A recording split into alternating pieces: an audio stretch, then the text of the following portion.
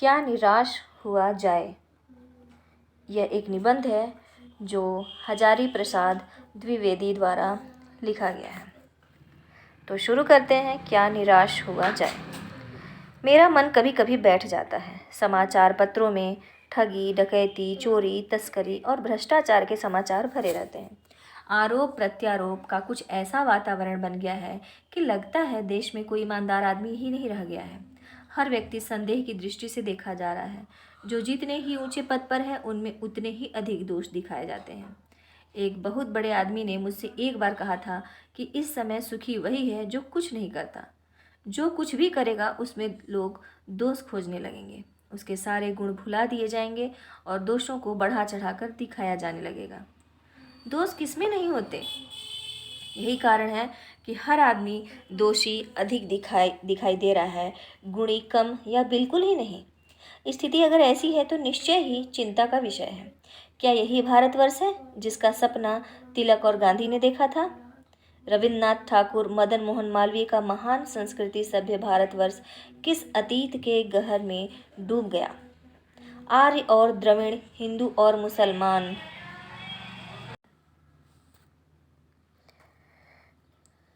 मेरा मन कहता है ऐसा हो ही नहीं सकता। आर्य और द्रविड़, हिंदू और मुसलमान, यूरोपीय और भारतीय आदर्शों की मिलन भूमि, मानव महासमुद्र क्या सूख ही गया। मेरा मन कहता है ऐसा हो ही नहीं सकता। हमारे महान मनीषियों के सपनों का भारत है और रहेगा। यह सही है कि इन दिनों कुछ ऐसा माहौल बना है कि ईमानदारी से मेहनत करके जीविका चलाने वाले निरीह और भोले भाले श्रमजीवी पिस रहे हैं और झूठ तथा फरेब का रोजगार करने वाले फल फूल रहे हैं। ईमानदारी को मूर्खता का पर्याय समझा जाने लगा है। सच्चाई केवल भीरू और बेबस लोगों के हिस्से पड़ी है। ऐसी स्थिति में जीवन के महान मूल्यों के बारे में लोगों की आस्था हिलने लगी है। भारतवर्ष ने कभी भी भौतिक वस्तुओं के संग्रह को बहुत अधिक महत्व नहीं दिया है। उसकी दृष्टि से मनुष्य के भीतर जो महान आंतरिक गुण स्थिर भाव से बैठा हुआ है वही चरम और परम है। लोभ, मोह, काम, क्रोध आदि विचार मनुष्य में स्वाभाविक रूप से विद्यमान रहते हैं, पर उन्हें प्रधान शक्ति मान लेना और अपने मन तथा बुद्धि को उन्हीं के इशारे पर छोड़ देना बहुत बुरा आचरण है। भारतवर्ष ने कभी भी उन्हें उचित नहीं माना। उन्हें सदा संयम के बंधन से बांध कर रखने का प्रयत्न किया है। परंतु भूख की उपेक्षा नहीं की जा सकती, बीमार के लिए दवा की उपेक्षा नहीं की जा सकती, गुमराह को ठीक रास्ते पर ले जाने के उपायों की उपेक्षा नहीं की जा सकती।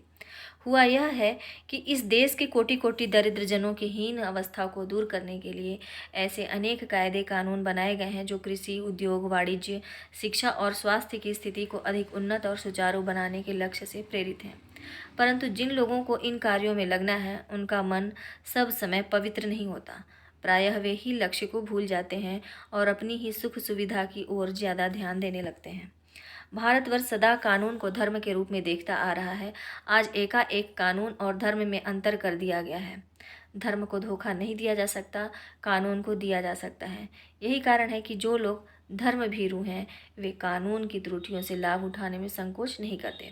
इस बात के पर्याप्त प्रमाण खोजे जा सकते हैं कि समाज के ऊपरी वर्ग में चाहे जो भी होता रहा हो, भीतर भीतर भारतवर्ष अब भी यह अनुभव कर रहा है कि धर्म कानून से बड़ी चीज़ है। अब भी सेवा, ईमानदारी, सच्चाई और आध्यात्मिकता के मूल्य बने हुए हैं। वे दब अवश्य गए हैं लेकिन नष्ट नहीं हुए हैं। आज भी वह मनुष्य से प्रेम करता है, महिलाओं का सम्मान करता है, झूठ और चोरी को गलत समझता है, दूसरे को पीड़ा पहुंचाने को पाप समझता है। हर आदमी अपने व्यक्तिगत जीवन में इस बात का अनुभव करता है। समाचार पत्रों में जो भ्रष्टाचार के प्रति इतना आक्रोश है वह यही साबित करता है कि हम सभी चीज़ों को गलत समझते हैं और समाज में उन तत्वों की प्रतिष्ठा कम करना चाहते हैं जो गलत तरीके से धन या मान संग्रह करते हैं। दोषों का पर्दाफाश करना बुरी बात नहीं है। बुराई यह मालूम होती है कि किसी के आचरण के गलत पक्ष को उद्घाटित करके उसमें रस लिया जाता है और दोषोद्घाटन को एकमात्र कर्तव्य मान लिया जाता है। बुराई में रस लेना बुरी बात है। अच्छाई में उतना ही रस लेकर उजागर न करना और भी बुरी बात है। सैकड़ों घटनाएं ऐसी घटती हैं जिन्हें उजागर करने से लोक चित्त में अच्छाई के प्रति अच्छी भावना जगती है। एक बार रेलवे स्टेशन पर टिकट लेते हुए गलती से मैंने 10 के बजाय 100 रुपये का नोट लिया। नोट दिया और मैं जल्दी जल्दी गाड़ी में आकर बैठ गया। थोड़ी देर में टिकट बाबू उन दिनों सेकंड क्लास के डिब्बे में हर आदमी का चेहरा पहचानता हुआ उपस्थित हुआ। उसने मुझे पहचान लिया और बड़ी विनम्रता के साथ मेरे हाथ में 90 रुपये रख दिए और बोला, यह बहुत गलती हो गई थी। आपने भी नहीं देखा, मैंने भी नहीं देखा। उसके चेहरे पर विचित्र संतोष की गरिमा थी। मैं चकित रह गया। कैसे कहूँ कि दुनिया में सच्चाई और ईमानदारी लुप्त हो गई है। वैसी अनेक अवांछित घटनाएं भी हुई हैं, परंतु यह एक घटना ठगी और वंचना की अनेक घटनाओं से अधिक शक्तिशाली है। एक बार मैं बस में यात्रा कर रहा था। मेरे साथ मेरी पत्नी और 3 बच्चे भी थे। बस में कुछ खराबी थी, रुक रुक कर चलती थी। गंतव्य से कोई 8 किलोमीटर पहले ही एक निर्जन सुनसान स्थान में बस ने जवाब दे दिया। रात के कोई 10 बजे होंगे। बस में यात्री घबरा गए। कंडक्टर उतर गया और एक साइकिल लेकर चलता बना। लोगों को संदेह हो गया कि हमें धोखा दिया जा रहा है। बस में बैठे लोगों ने तरह तरह की बातें शुरू कर दी। किसी ने कहा यहाँ डकैती होती है, 2 दिन पहले इसी तरह एक बस को लूटा गया था। परिवार सहित अकेला मैं ही था। बच्चे पानी पानी चिल्ला रहे थे। पानी का कहीं ठिकाना न था। ऊपर से आदमियों का डर समा गया था। कुछ नौजवान ने ड्राइवर को पकड़कर मारने पीटने का हिसाब बनाया। ड्राइवर के चेहरे पर हवाइयाँ उड़ने लगी। लोगों ने उसे पकड़ लिया। वह बड़े कातर ढंग से मेरी ओर देखने लगा और बोला, हम लोग बस का कोई उपाय कर रहे हैं, बचाइए, ये लोग मारेंगे। डर तो मेरे मन में था, पर उसकी कातर मुद्रा देखकर मैंने यात्रियों को समझाया कि मारना ठीक नहीं है, परंतु यात्री इतने घबरा गए कि मेरी बात सुनने को तैयार नहीं हुए। कहने लगे, इसकी बातों में मत आइए, धोखा दे रहा है। कंडक्टर को पहले ही डाकुओं के यहाँ भेज दिया है। मैं भी बहुत भयभीत था, पर ड्राइवर को किसी तरह मारपीट से बचाया। 1.5-2 घंटे बीत गए। मेरे बच्चे भोजन और पानी के लिए व्याकुल थे। मेरी और पत्नी की हालत बुरी थी। लोगों ने ड्राइवर को मारा तो नहीं, पर उसे बस से उतारकर एक जगह घेर कर रखा। कोई भी दुर्घटना होती है तो पहले ड्राइवर को समाप्त कर देना उन्हें उचित जान पड़ा। मेरे गिड़गिड़ाने का कोई विशेष असर नहीं पड़ा। इसी समय क्या देखता हूँ कि एक खाली बस चली आ रही है और उस पर हमारा बस कंडक्टर भी बैठा हुआ है। उसने आते ही कहा, अड्डे से नई बस लाया हूँ, इस पर बैठिए।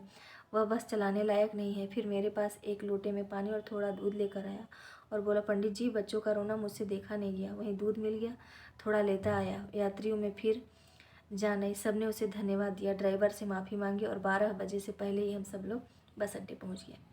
कैसे कहूँ कि मनुष्यता एकदम समाप्त हो गई। कैसे कहूँ कि लोगों में दया माया रह ही नहीं गई। जीवन में जाने कितनी ऐसी घटनाएं हुई हैं जिन्हें मैं भूल नहीं सकता। ठगा भी गया हूँ, धोखा भी खाया है, परंतु बहुत कम स्थलों पर विश्वासघात नाम की चीज़ मिलती है। केवल उन्हीं बातों का हिसाब रखो जिनमें धोखा खाया है, तो जीवन कष्टकर हो जाएगा। परंतु ऐसी घटनाएं भी बहुत कम नहीं हैं जब लोगों ने अकारण सहायता की है, निराश मन को ढांढस दिया है और हिम्मत बंधाई है। कविवर रविंद्रनाथ ठाकुर ने अपने प्रार्थना गीत में भगवान से प्रार्थना की थी कि संसार में केवल नुकसान ही उठाना पड़े, धोखा ही खाना पड़े, तो ऐसे अवसरों पर भी हे प्रभु, मुझे ऐसी शक्ति दो कि मैं तुम्हारे ऊपर संदेह न कर सकूं। बहुत ही अच्छी बात उन्होंने कही है बच्चों। मनुष्य की बनाई विधियां गलत नतीजे तक पहुंच रही हैं तो इन्हें बदलना होगा। वस्तुतः आए दिन इन्हें बदला ही जा रहा है, लेकिन अब भी आशा की ज्योति बुझी नहीं है। महान भारतवर्ष को पाने की संभावना बनी हुई है, बनी रहेगी। मेरे मन निराश होने की ज़रूरत नहीं है। बहुत खूब लिखा है हजारी प्रसाद द्विवेदी जी ने। इनको कोटि कोटि नमन।